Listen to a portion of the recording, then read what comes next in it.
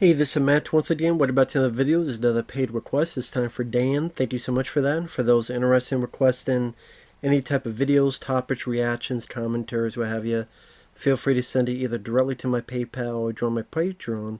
Both links are down below in the info box. And this is for the 1998 film Apt Pupil. Now, this is based on a Stephen King novel, and it's written by Bryan Singer right after he did The Usual Suspects.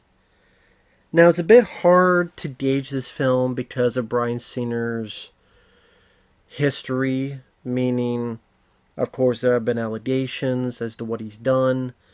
I don't know if he did it or not. I mean, it does seem likely that he did. I mean, unlike Victor Salva, who did Jeepers Creepers, there's film, like, he filmed himself doing it. So far, nothing like that, Bryan Singer, but at the same time, it seemed like likely. But yeah, I don't know for sure. And when you hear those allegations and then you watch a film like this where there are quite a few shots of, Brad Renfro, who's playing a 16-year-old kid, like in bed with his shirt off and the camera's zooming around his body, or there's literally a scene with him and these underage kids supposed to be in a shower at school and the camera's going along them, it creates a different viewing experience because of that. And it's hard to get into the story, the plot, and all that jazz. And when it's specifically trying to have this almost homoerotic vibe between Ian McKellen and Brad Renfro's character, that's right, it's hard to judge the film for what it is because of these outside forces. And if you can do it, be my guest. But it's hard for me to judge it on what its purposeful front is supposed to be. Now, for those who don't know what this is, like it's based on a Stephen King novel, Stephen King story, and he would use a couple people here later on. Ian McKellen would go on to be as Magneto in the X-Men films, which Bryan Singer directed the first two. Bruce Davison, who plays the Brad Renfro's dad, would later be in X-Men as the Senator and make an appearance as X-Men 2 as well. Senator was it Kelly? I know he's the senator. I forget it was Kelly, but Bruce Davison. He's in this. He would be in those. And it's one of those things where it's also sad to watch this because of Brad Renfro, who seemed like a good actor. I thought he did a good job in here. He did a good job in a film called The Client, which was a few years before this. Sally, he passed away when he was 25. I think that was around 2008. So, yeah, about 10 years after this film. For people who don't know, Brad Renfro, who stars here as this kid named Todd, who they say he's 16 years old, and he's jumped a few grades. Like, he's very smart, very talented, and he finds out that his neighbor, Ian McKellen, is a former Nazi concentration camp commandant, and he wants Ian McKellen to teach him what he did in the war, what happened, to hear from you and you alone. And it's supposed to start this relationship, not sexual, but thankfully, but this dark relationship where one is learning information about these horrific things that happened and further warps Brad Renfro's mind. And I was going to say, people don't know, or they might not know, Brad Renfro was going to star in Freddy vs. Jason years later. He was cast as the boyfriend who would be replaced with, was a Jason Ritter, John Ritter's son. The one that no matter what is always smiling. Freddy vs. Jason, the way his character is, he's always smiling. I do think Brad Renfro would have done a better job, but sadly he was in a phase of drugs, heroin that you couldn't get out of. I don't know if this is true, but I remember reading somewhere that he was born to a mother who was a heroin addict, and that kind of was a bad first start of his life that never sadly overcame it, and he died of an overdose when he was 25 in 2008. So it's too bad, because I think if he wasn't born in those circumstances, he was able to kick it and all that, which is easier said than done. It's easy to say it, doesn't mean it's easy to do it. On a selfish part, we've gotten some more good acting performances from him. And what makes the film watchable in any sense is Brad Renfro and Ian McKellen and their performances. Absolutely their performances. And I could watch the film and be not entertained, but it's watchable because I'm enjoying two actors giving fairly good performances. It's also nice to see some other recognizable faces. David Schwimmer is in it as a guidance counselor. I don't think he did that bad of a job. He's pretty much David Schwimmer with a mustache. But, I mean, I guess it depends how you feel about David Schwimmer. I'm indifferent to him. I don't mind him. So that's more than it. I don't mind him. And he's in it for a couple parts. And I thought for the guidance counselor who's trying to help Brad Renfro, he's not that bad. Joe Morton from Terminator 2, he appears mainly in the third act a couple times as a cop. Like I said, Bruce Davison, he appears as Brad Renfro's dad. Joshua Jackson has a very brief role. I mean, he would be like an urban legend in other films around this time as one of Brad Renfro's buddies. And Elias Koteas, Casey Jones from the 1990 Ninja Turtles film, he's in this as a homeless guy who figures out a bit of what's going on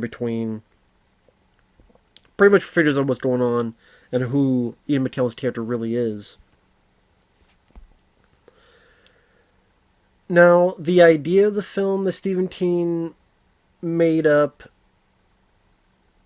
this idea of this evil of Nazi imagery influencing more of this kid who even at the beginning didn't seem like an innocent kid, still seemed like there's a bit of a darkness to him to begin with. And when I say the idea is interesting, this idea of a kid and this Nazi war criminal and maybe a battle of wills, but even with that said, I do think a bit of power is lost because I think it would have been, in my eyes, much more impactful if you had a kid who was curious but naive, and then throughout the course of hearing these stories, hearing these ideals, being a bad influence, warping his brain, warping his mind, and you see like this innocent kid who's friendly to his friends and teachers, friendly to his parents, get influenced the more he learns about this and turn into this 180 by the end. I think that would have been made much more of an effective story, much more of an impactful story, much more of a powerful story. But the fact is, even from the very beginning, you see this dark vibe from him, and early on, he blackmails the guy. Now, people could say, well, that showcases that there is darkness in him to begin with, and that's why he's taking part in this, that he's a dark path that gets even darker as it goes along. I can kind of get the sentiment, but at the same time, like I said, as a story, maybe people feel that the idea I have would be much more cliche. But I'm just saying, it just, because the kid is already in a, he seems evil to begin with, to be honest. It didn't seem like it took much push for him to become evil. It seemed like he was a kid that would be cahoots with Macaulay Culkin for the good son to begin with. So because of that, for me, the story doesn't have as much impact than maybe it could have in a different way. That's just me. So, while I do think the film's a bit overlong, at times it does tend to get a bit boring. It's Brad Renfro and Ian McKellen do a good job. Ian McKellen definitely sells this guy who's pretend to be an innocent guy, but then you see his evil ways. Like when he's telling the story, and Brad Renfro asks, "How did it feel to do these things?" And Ian McKellen doesn't answer, but we see him kind of think about it and kind of grinning and smiling about it. That really sells the evil of his character, and how, because of what Brad Renfro, the ways Brad Renfro gets him more and more into it. At one point, he buys this uniform, Nazi uniform, makes Ian McKellen wear it, march for him, and it gets to a point where Ian loses it and starts marching on his own and won't listen to Brad telling him to stop, and he stops out of it. And then he literally tells Brad, what was the line? "Boy, be careful. You play with fire." And he doesn't finish it, kind of. Because he's supposed to be playing an old guy. This is supposed to be 1998, and this is supposed to be a character from the days of World War II.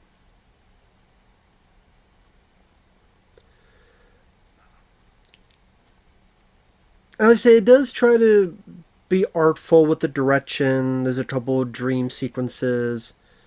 There's a bit where he imagines he's in the middle of a gas chamber, Brad Renfro's character. And one bit, again, after, like during school, he's in a gym with other naked kids. Again, I think that's a bit much. And then, which I know people want to say, well, wait a minute, dude. You don't mind Elm Street 2, Freddy's Revenge, and, that's supposed to be high school. And you have Mark Patton naked in the shower. It helps, number one, the people involved with it. Didn't seem like there's any nasty tendencies. A possibility that maybe Bryan Singer did or didn't. Because I don't know for sure. Maybe it also helps that Mark Patton was by himself as a character. I don't know, just. Also, maybe there's a reason why back in the day they did cast 20-some-year-olds to play high schoolers. And it actually made a bit of sense. And, we can mock all we want and go, you know what, actually they had a point. They actually had a point to do that. Actually, as much as people mock it, these high schoolers look like they're 25 years old. No, because if you get scenes like this, it's like, yeah, well, that actually makes a bit of sense. In reality, you know what I mean? So, I don't know, I mean, I deal with.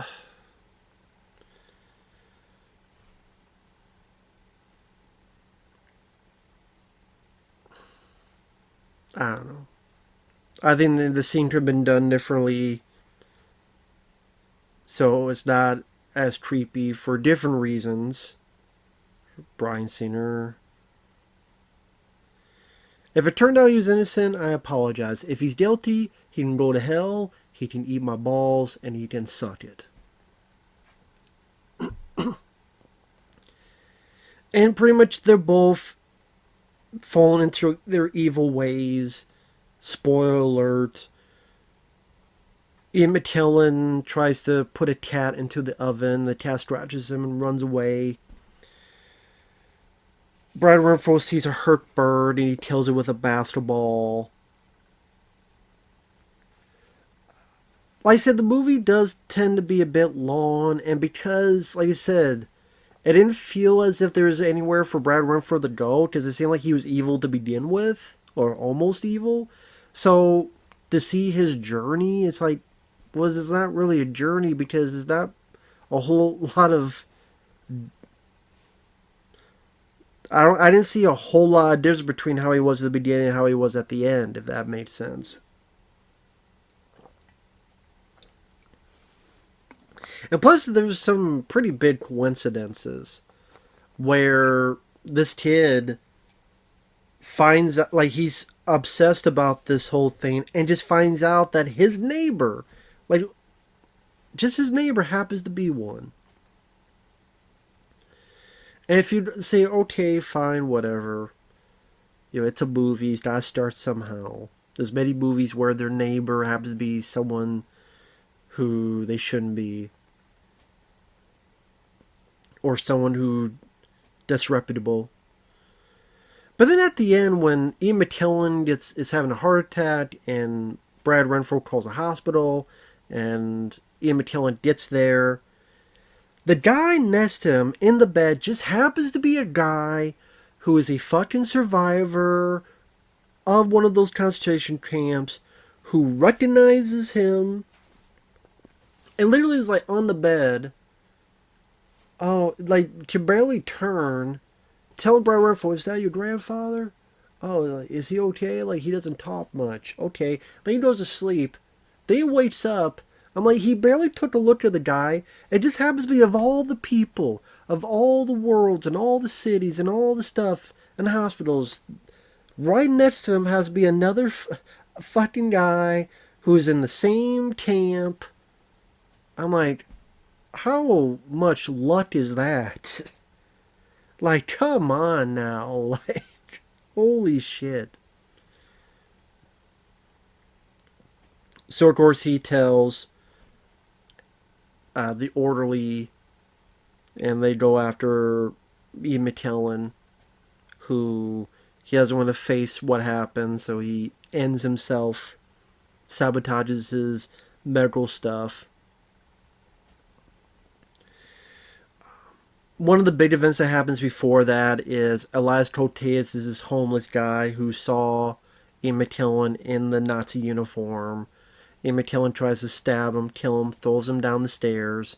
He calls Brad Renfro and says, I got this thing here, manipulates him, and they go into the basement, locks him in there. Brad Renfro kills Elias Koteas, calls the hospital, and then Ian McKellen admits that, this whole thing I said I had this info on you and a safety deposit doesn't exist. And pretty much Brad Renfro realizes he got manipulated. But at the same time, he's still interested in him, because when the guy asks him to stay, he still stays instead of leaves. Because he's still somewhat fascinated. And pretty much Ian asks him the same question that he was asked before. So how did it feel? I guess in a way this was the ultimate teaching. Like, really what Brad Renfro wanted to know, despite all the stuff he wanted to say in between, was how did it feel to kill? And now, throughout all this, Ian McKellen's taught him. And now asks, so how did it feel? And you say that's what changes Brad Renfro's character forever. And now he's going to be a guy that's going to use manipulation, including the ending where, in super spoilers, apparently in the book, the way it happened was David Schwimmer's character found out what was going on and that the kid lied, confronts him. The kid would shoot David Schwimmer, take a rifle, and have like a shooting spree. Bryan Singer said, I'm not going to do that. It's a bit much. So instead, David Schwimmer confronts Brad Renfro, and Renfro says, if you tell anybody that I knew and all this stuff, I'm going to accuse you of certain sexual misdeeds with me. I'm going to lie about it. I'm going to make it up. And some people don't like that ending. It made sense in the fact of, number one, it's definitely the smarter ending. Because this kid is trying to be smart in what he does and doesn't do. It doesn't make sense out of the blue he would just be in a shooting spree. It just doesn't. With the way this character is. And so it also goes into him learning, being the apt pupil of Ian McKellen, to lie, to manipulate, to use people how he wants to. And it was also a bit precursor to nowadays. The cancel culture. I could lie about you and no one would believe you. Which, I mean, hell, someone could say that's what happened to Bryan Singer. I don't know for certain. If Bryan Singer's innocent, I apologize. If he's guilty, he'd eat a bunch of this. So I don't know. But you look at this ending where he threatens David Schwimmer and he'll lie about him. And it was cancel culture before cancel culture. It was to falsely accuse someone. That's something that could very well be apparent in today's age. So that's why I think that ending actually holds up better in today's age than the book ending. And yeah, I think it's much more subtle in the fact of we don't know what will happen with Brad Renfro's character in the future, what he'll be capable of. You say that he does get away with it. That makes it a bit more potentially eerie. Because he did get away with it, and I think you don't know what will happen to him in the future. What's he going to cause? I think you don't know. Or maybe it'll just be a sly businessman. Who knows? Because he graduates top of his class. I didn't, for a 2-hour running time, I thought there's other elements they kind of don't utilize a lot. Like, between him and his dad. I mean, the dad, Bruce Davison, pops in like maybe 3 times. And there's only like one time they have like a conversation that's like near the very end. It's like Brad Renfro's home life, even his school life, his girlfriend. There was like, I don't know, 2-3 times he was with the girlfriend. 1 or 2 times I remember with his buddy Joshua Jackson. There's like a little bit of his grade slipping, and David Schwimmer, I think he pops up like a lot of people mentioned pop like 2-3 times it feels like. Maybe it's technically more. But it feels like those elements weren't built up. Just, that's another thing. When he first meets Ian McKellen, and then it jumps to 1 month later. I'm like, what? We're jumping to 1 month later? Wouldn't it be like the most important start would be the beginning? But you don't jump to 1 month later?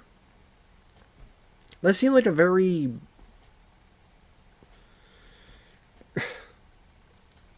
not obtuse, but kind of a abrupt jump. So yeah, I do have my issues with the film. It's not a film I rewatch over and over again. Like I said, I think it's a worthwhile watch at the very least one time for Brad and Ian McKellen's performances. I think they do pretty decent work together. Like I say, it was nice to see Joe Morton, who was Miles Dyson in Terminator 2, in a big role. Nice to see Ian, Elias Koteas and other people.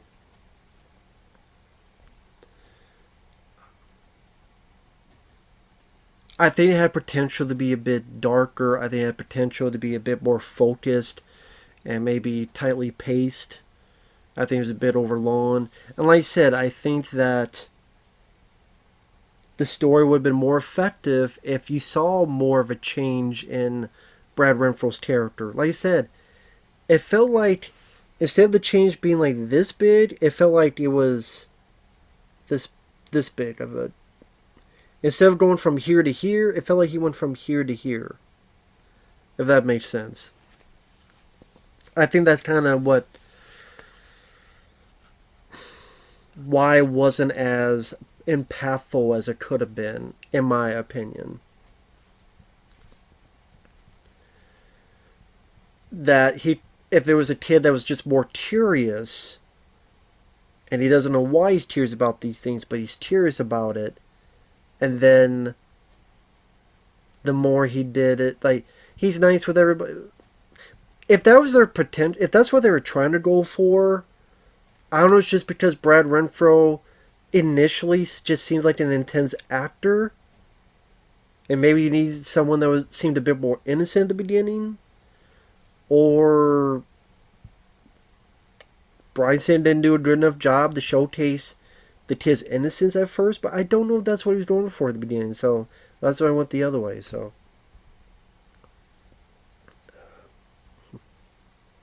yeah. Again, I don't think it's a bad film. It's just not a film I rewatch much. I don't own the film, so I saw it online. Don't really need to own the film. And like I said, because of the allegations behind the director, some of the scenes just seem a bit uncomfortable to watch. In that, when that's in the back of your head. So, take that for what you will. With that said, it's definitely not one of my favorite Stephen King adaptations. Not any close. I know Stephen King hates these because they're different, but I prefer The Shining by Stanley Kubrick. I prefer The Running Man. I prefer Maximum Overdrive. I prefer Stephen King's Graveyard Shift. Of course, The Shawshank Redemption, Misery, The Dead Zone. There's many more I prefer over this. Yeah, do I think it's an awful film? Not in the slightest, but it's just, it's not a film I love either.